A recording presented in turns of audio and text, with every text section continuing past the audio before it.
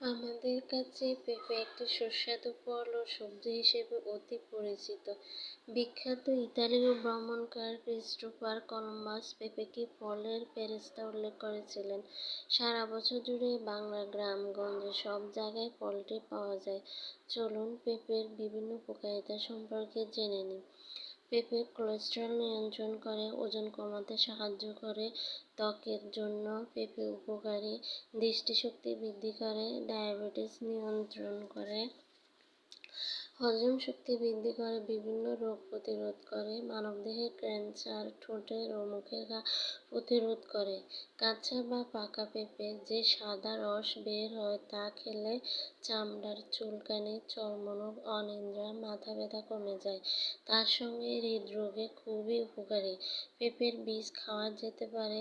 পেঁপের বীজে প্রচুর স্বাস্থ্য সুবিধা রয়েছে। এটি লিভার সিরোসিস নিরাময় করতে সাহায্য করে।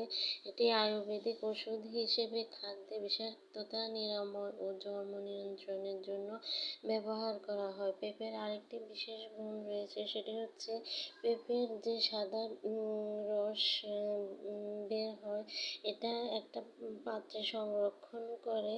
এটার সঙ্গে এই সাদা রসের সঙ্গে আখের গুড় মিক্স করে